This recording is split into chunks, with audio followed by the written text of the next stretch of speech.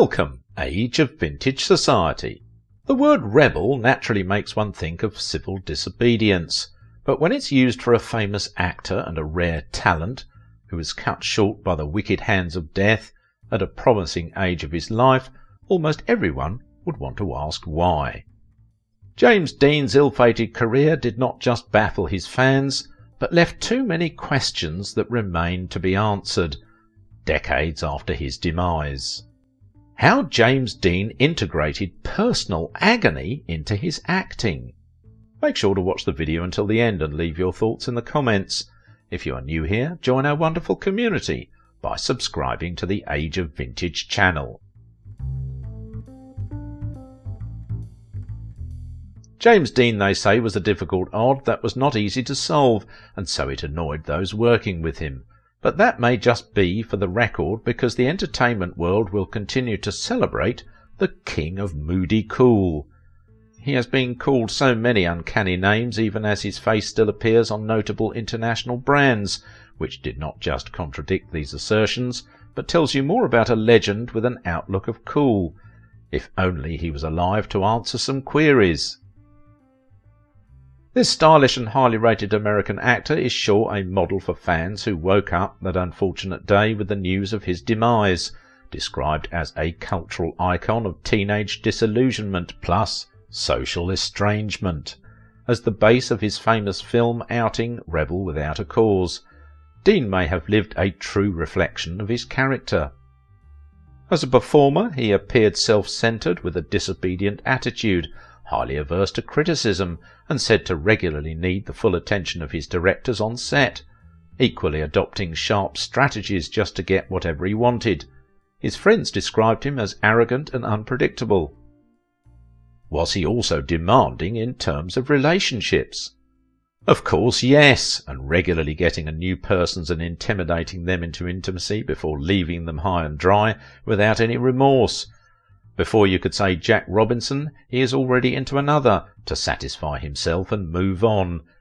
His obvious rascality is the reason Marlon Brando urged him to have an appointment with a psychiatrist the first time he met him. Dean's rebellious nature, unfortunately, could be traced to his childhood. We learned that he grew up among the aggressively puritanical Midwest and happened to be a product of a shotgun wedding that was not needed. Reports have it that his mother played a part by encouraging him then to exhibit the skills of their darling folk tales and songs publicly, and his father an unemotional dull fellow who could not help his troublesome son. His mother's sudden death at a tender age and very regrettable experience of being transported on a train with his mother's coffin on the way to his aunt and uncle's house that would later raise him cannot be disputed as the basis of his mentality. Losing the one person he trusted, his mother, at such a tender age, made him restlessly searing for a replacement for the rest of his life. Was it a coincidence that agents and film producers decided to use him in roles that looked more like a true story of his life, or himself marketing his true self and making a living off of it by depicting a troubled, awkward youth role? Dean was indeed an exceptional character that rose to fame with just 3 films, East of Eden, Rebel Without a Cause, and Giant. With East of Eden released, and the other 2 still in the makings before his tragic death, sadly enough, Dean did not experience much of the fame he created, as he received more awards and accolades posthumously. By way of destiny, Dean was meant to be great, as depicted in how his death occupied the front pages of the dailies, possibly because he was said to have died at a time of peace and prosperity, a period when young people were advised to show respect to their elders and to obey rules. But ironically, his brief life was characterized widely as nonconformist, hence said to be the rebel that took Hollywood by storm and died when he wanted to. How Dean was able to attract the kind of fame that followed his death, despite being the antithesis of everything that has to do with good character, is something no one has provided a credible answer to. Was it the young people who did not let Dean's name die with him? It was said that thousands of youths had to identify with their hero, even as the venue where his movie was shot turned into a tourist site for fans. James Byron Dean was born as a one and only child of Mildred Mary and Winton Dean on the 8th of February 1931 in Marion, Indiana. There were reports of his mother being a Native American and his father among the Mayflower original settlers. Dean briefly attended Brentwood Public School and later completed his basic education at the McKinley Elementary School. Dean and his mother's relationship was so strong that it became difficult for him to trust another when she died. His father, who could not handle his behaviour, decided to shift responsibility to Hortense and Marcus Winslow, who happened to be Dean's aunt and uncle, where he was expected to be part of their farm in Fairmont, Indiana, making his childhood a serious nightmare for his kind. It was said that within the period Dean once sought the counsel of a minister when it was obvious that his fosters found it difficult to understand him. Reverend James de Weird, a local Methodist minister who became an influential figure in his life, was also said to have either abused him or had an intimate relationship with him. His bullfighting, car racing and drama interests could also be traced to his stay with de Weird. In his early teens, Dean was said to be brilliant and very popular as a student, with a major hobby in baseball. Dean studied drama and participated in public speaking contests while he was with Indiana High School Forensic Association.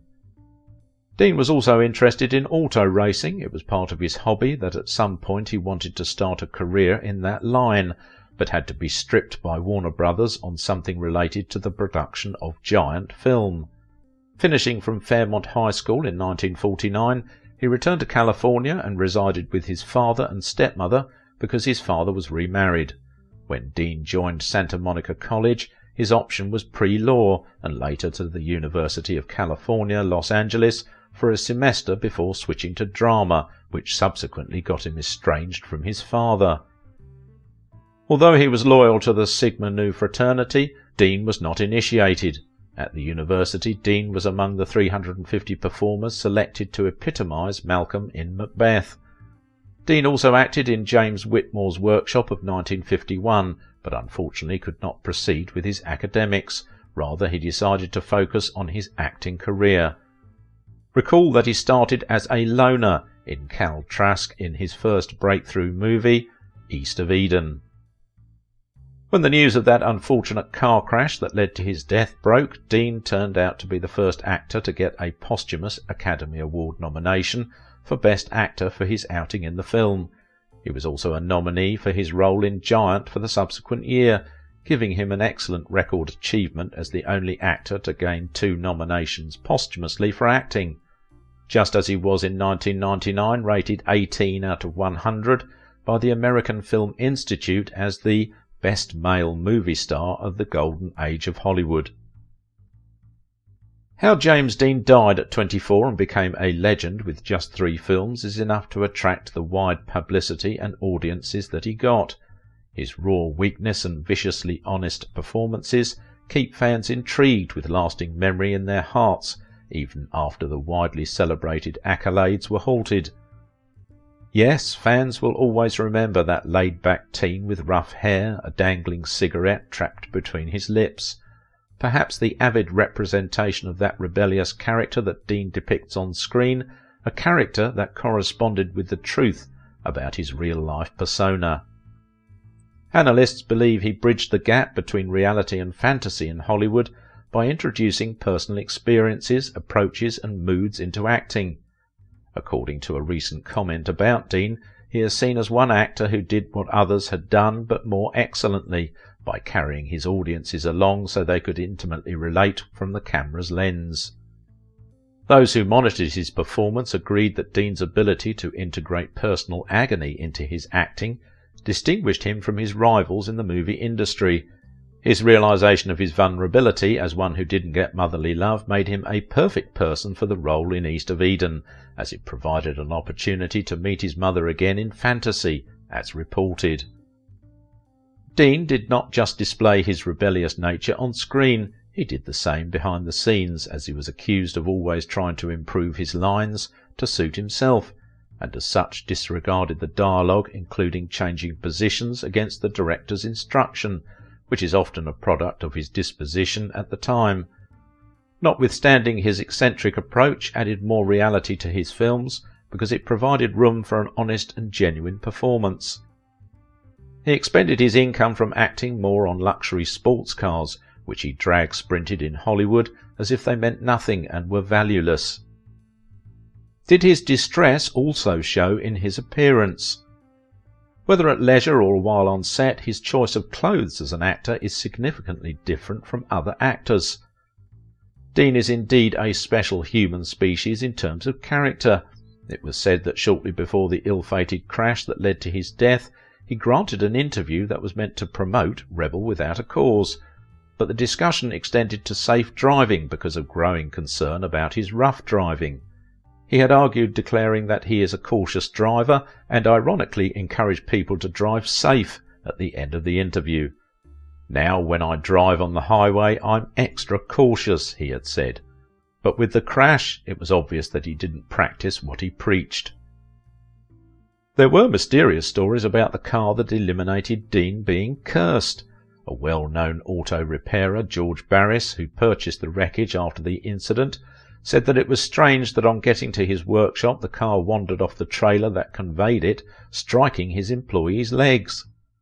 The auto guru also explained how he had a burglar who came to steal the steering wheel but could not succeed as he fell and shattered his arm. Few persons who acquire certain parts of the car for their vehicles were said to have bizarrely experienced some crashes. Did you also hear that some of his work vanished? It appeared odd, but it is a fact. The TV program which Dean and Reagan participated in as a live event of General Electric Theatre, named The Dark, Dark Hours, could not be found after its initial broadcast, despite being famous internationally with the media publicity when it was broadcasted in 1954. Despite living like a rebel, Dean also had friends who enjoyed his company. A story was told of how then in New York, while still hustling to make ends meet, Dean was favoured with a free meal in a bar on 6th Avenue. Jerry Lucci, the owner of the place, says he liked listening to Dean, and even if the venue is filled up, he would be allowed to eat in the kitchen. Dean also has a soft side in romance, as seen in his brief affair with Pierre Angeli, an Italian actress. The two loved each other. Even though it appeared like a fake union, Angeli did admit, years after his demise, that they were intensely in love and intimate. Funnily enough, she likened it to that of Romeo and Juliet. Regrettably, the relationship was ill-fated too, as Angeli's mother would not approve because of Dean's conduct, outlook and risky hobbies like car racing. There were rumours of uncertainty about Dean's readiness to be committed to a meaningful relationship with Angeli. When he completed the movie East of Eden, Dean returned to New York City to settle some unfinished business, only to be greeted with bad news. He was dumped by Angeli. There in New York City, the information came in that Angeli had been married off to one Vic Damone. Damone, who was an Italian-American singer, became the lucky one. The news went viral in the media, and when they walked to the altar a month later, it was reported that Dean viewed the marriage celebration from across the street and had to rev up the engine of his bike when it was time for them to take their vows, although he denied the report. But after divorcing Damone and marrying another, who she later divorced also, Angeli was quoted as saying in a widely circulated interview that Dean was the only one she had loved. Dean also had a crush on actress Liz Sheridan, and the two were said to have dated briefly too. Sheridan was part of the film Seinfeld, where she acted as Jerry's mum. Sheridan later penned down her experience with Dean in a book she titled Dizzy and Jimmy, My Life with James Dean, a Love Story. Again, there was an actress Ursula, who he dated simultaneously and shared with Marlon Brando. Ursula was said to have accompanied him the day he purchased the flashy car that later ended his life. So much said and heard of this rare genius of a man whose tragic death remains unfortunate for his fans and the entire Hollywood films. His fans think of him as the most enduring and unfathomable icon. The industry is yet to replace James Dean's kind of character for several years after. With those 3 films to his credit, that he only had to experience one before his death, Dean was able to join the cowboy groups of nonconformist individuals, and the movies also turn out to be Hollywood classics, which gave him so many accolades and recognitions, though posthumously. Although he was said to be harsh and uncaring in a sexual relationship with the opposite sex, few women who had a hit on him had come out to confess that he was the man they love. Prominent among them is Pierre Angeli, who made her views public. James Dean died on 30th of September 1955 when he reached the age of 24 at Cholem, California, US. The incident occurred after he embarked on a dangerous speed driving that put him in a head-on collision with oncoming traffic. The effect was tragic, both on his life and the ill-fated Porsche 550 Spider sports car. Subsequently, the intersection, that is about 100 feet from the spot of the crash, was renamed James Dean's Memorial Junction, in memory of his contribution. If you liked this video, don't forget to give it a thumbs up, subscribe if you are new here, and if you want to support my work, please visit my Patreon page. James Dean's very short life still raises many questions. For example, what do you think about his relationship with Brando? Watch this video and find out how Marlon Brando played with James Dean for his own amusement.